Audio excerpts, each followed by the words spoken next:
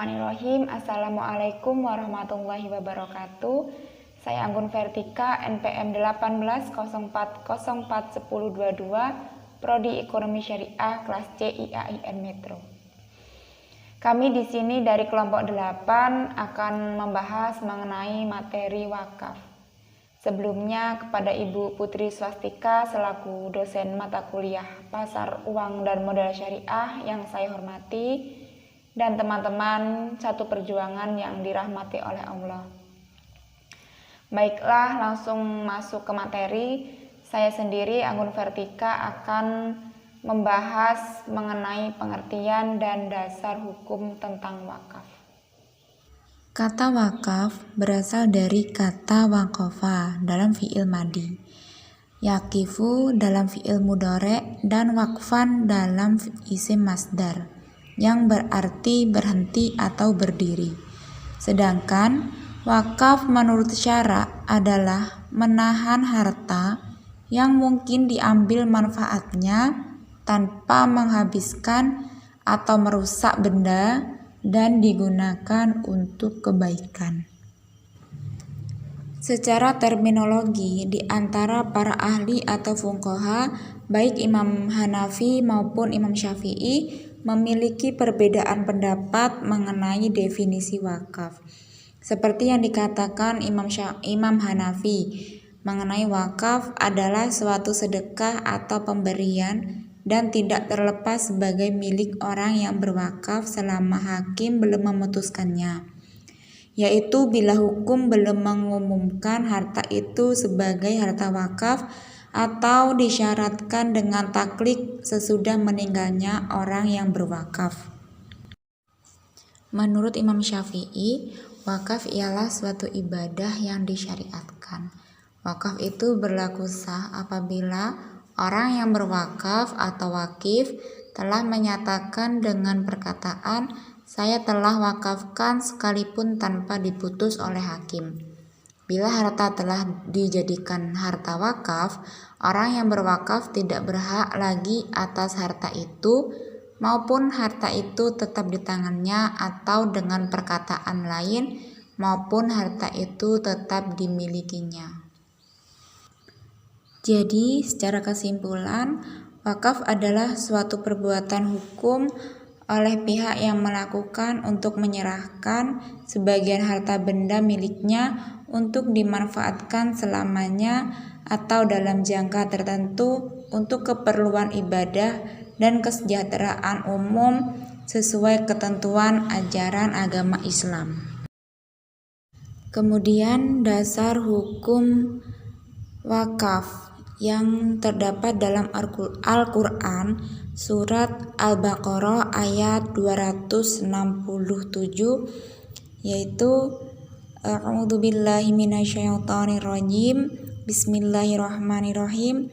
Ya ayyuhalladzina amanu anfiqu min thayyibati ma kasabtum wa mimma akhrajna lakum minal ardh, yang artinya, hai orang-orang yang beriman, nafkahkanlah di jalan Allah sebagian dari hasil usahamu yang baik-baik dan sebagian dari apa yang kami keluarkan dari bumi untuk kamu.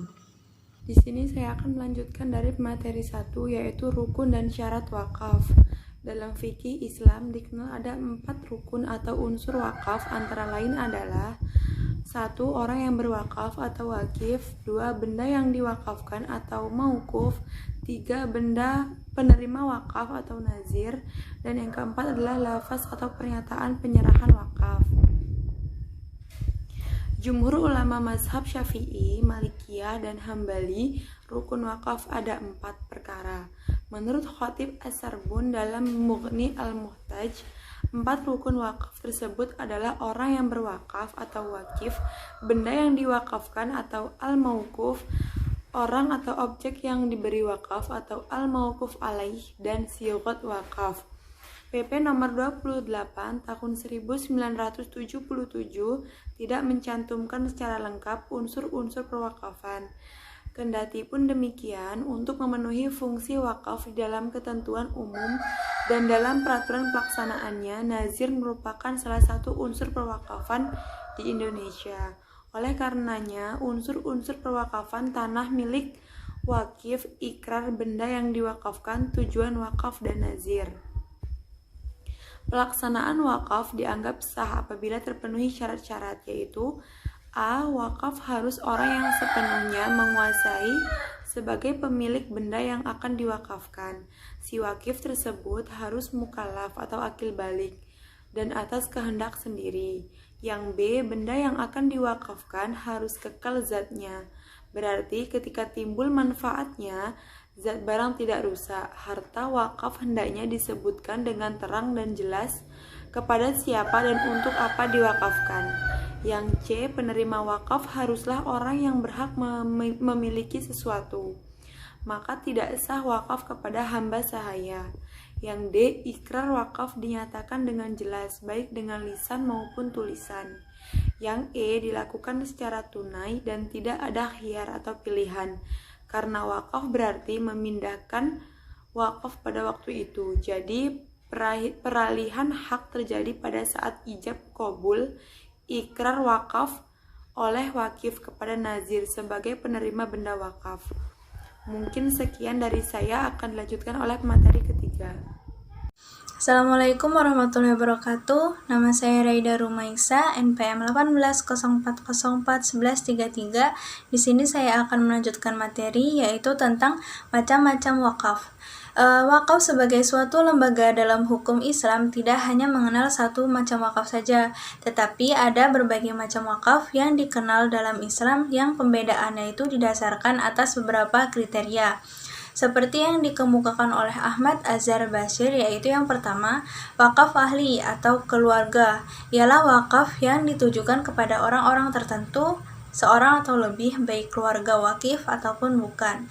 Kemudian yang kedua itu wakaf khairi atau wakaf umum, ialah wakaf yang sejak semula itu ditujukan untuk kepentingan umum, tidak dikhususkan untuk orang-orang tertentu saja.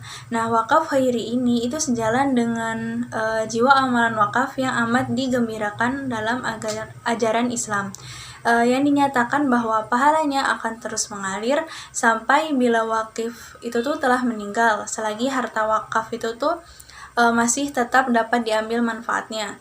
Nah, wakaf ini dapat dinikmati oleh masyarakat secara luas dan dapat merupakan salah satu sarana untuk menyelenggarakan kesejahteraan masyarakat, baik dalam bidang sosial, ekonomi, pendidikan, kebudayaan, maupun keagamaan. Nah, selain kedua macam bentuk wakaf tersebut, yaitu wakaf ahli dan wakaf khairi, maka apabila ditinjau dari segi pelaksanaannya di dalam hukum Islam, dikenal juga dengan adanya wakaf syuyu dan wakaf mualak. Nah, wakaf syuyu itu adalah wakaf yang pelaksanaannya dilakukan secara gotong royong, dalam arti beberapa orang berkelompok atau bergabung menjadi satu untuk mewakafkan sebidang tanah ataupun harta bendanya secara patungan dan berserikat. Nah, kemudian sedangkan wakaf mualak itu adalah suatu wakaf yang dalam pelaksanaannya itu digantungkan atau oleh si wakif dalam ikrarnya menangguhkan pelaksanaannya sebagai dengan ia meninggal dunia. Dalam arti bahwa wakaf itu baru berlaku setelah ia sendiri meninggal dunia. Dalam praktek wakaf syuyu untuk masa sekarang, di mana harga tanah itu sudah relatif amat mahal. Nah, banyak terjadi dan dilakukan oleh masyarakat Indonesia. Sebagai contoh, dalam hal pembangunan masjid yang memerlukan lahan atau tanah yang cukup luas. Dalam hal panitia pembangunan masjid tersebut tidak mempunyai dana yang relatif cukup untuk membeli tanah yang diperlukan, dan tidak ada orang yang mampu atau orang yang mewakafkan tanah seluas tanah yang diperlukan untuk membangun masjid. Maka panitia pembangunan masjid tersebut biasanya akan menawarkan kepada masyarakat untuk memberikan wakaf semampunya. Nah, dalam arti masyarakat tersebut secara berserikat atau bergotong royong itu membeli sisa harga tanah yang belum terbeli atau belum terbayar oleh panitia pembangunan masjid tersebut. Nah, Praktek perwakafan semacam ini baik menurut hukum Islam atau fikih maupun menurut hukum agraria nasional dapat dibenarkan. Kemudian untuk contoh wakaf mualak dalam prakteknya untuk masa sekarang yakni setelah masalah perwakafan diatur secara positif dalam hukum nasional kita, suatu perwakafan itu harus berlaku seketika itu juga, yakni setelah wakif itu mengucapkan ikrar wakaf. Praktek wakaf mualak banyak terjadi di masa lampau, yakni sebelum masalah perwakafan diatur dalam hukum positif. Assalamualaikum warahmatullahi wabarakatuh. Nama Mega Fitri, NPM 1804040063. Di sini saya akan menjelaskan materi mengenai tata cara pelaksanaan wakaf. Jadi, dalam fikih Islam tidak banyak membicarakan prosedur dan tata cara pelaksanaan wakaf secara rinci. Menurut pasal 9 ayat 1 PP nomor 24 tahun 1977, pihak yang hendak mewakafkan tanahnya diharuskan datang di hadapan pejabat pembuat akta ikrar wakaf atau yang disingkat dengan PPAIW untuk melaksanakan ikrar wakaf. Dalam ketentuan Undang-Undang Wakaf yang baru yaitu Undang-Undang Nomor 41 Tahun 2004 Pasal 17 juga menyatakan bahwa yang pertama, ikrar wakaf dilaksanakan oleh wakif kepada nazir di hadapan PPAIW dengan disaksikan oleh 2 orang saksi. Nah, yang kedua ini ikrar wakaf sebagaimana dimaksudkan pada ayat yang pertama dinyatakan secara lisan dan atau tulisan serta sebagaimana dituangkan dalam akta ikrar wakaf oleh PPAIW. Yang dimaksud PPAIW ini pejabat pembuat akta ikrar wakaf, dalam hal ini adalah Kepala KUA Kecamatan. Menurut Kaufik Hamami, keberadaan PPAIW ini dalam praktek perwakafan tanah merupakan lembaga baru karena dalam praktek perfikiran mengenai perwakafan dalam masyarakat Islam di Indonesia sebelumnya sama sekali tidak dikenal. Oleh karena itu, wakaf merupakan peralihan hak atas tanah, maka dalam pelaksanaan harus dibuktikan dengan suatu akta yang dibuat oleh pejabat yang berwenang, yaitu pejabat pembuat akta ikrar wakaf yang diangkat dan diberhentikan oleh Menteri Agama. Kemudian dalam pasal 9 ayat 5 PP nomor 24 tahun 1977 menentukan bahwa dalam melaksanakan ikrar, pihak yang mewakafkan tanah atau wakif diharuskan membawa serta dan menyerahkan surat-surat sebagai berikut, yaitu yang pertama sertifikat hak milik atau tanda bukti pemilik tanah lainnya. Yang kedua, surat keterangan dari kepala desa yang diperkuat oleh kepala kecamatan setempat. Yang ketiga, surat keterangan pendaftaran tanah. Yang keempat, izin dari bupati atau wali kota. Lalu maka PPAIW ini yang bersangkutan berkewajiban untuk memeriksa terlebih dahulu hal-hal yang menyangkut, yaitu latar belakang, maksud dan kehendak calon wakif, lalu keadaan tanah yang hendak diwakafkan. Lalu, saksi dalam ikrar wakaf harus memenuhi persyaratan sebagai berikut. Yang pertama harus dewasa, yang kedua beragama Islam, lalu ada berakal sehat dan tidak terhalang melakukan perbuatan hukum. Selain itu, PPAIW ini juga harus memeriksa nazir atau pengelola benda wakaf yang ditunjuk atau dibawa oleh calon wakif. Kemudian setelah semua persyaratan administrasi calon wakif terpenuhi sehingga tidak ada halangan hukum sama sekali untuk dilakukannya suatu perwakafan, maka PPAIW ini mempersilahkan calon wakif untuk mengucapkan ikrar wakafnya di hadapan PPAIW, nazir dan para saksi. Akan tetapi jika tidak mampu menyatakan kehendaknya secara lisan atau bisu, maka dapat dinyatakan dengan isyarat. Pengucapan ikrar tersebut harus menyangkut yang pertama identitas wakif, pernyataan kehendak, identitas tanah atau benda yang akan diwakafkan, tujuan yang diinginkan, nazir beserta identitas dan saksi-saksinya. Kemudian ikrar wakaf yang diucapkan oleh wakif tersebut dituangkan dalam akta ikrar wakaf.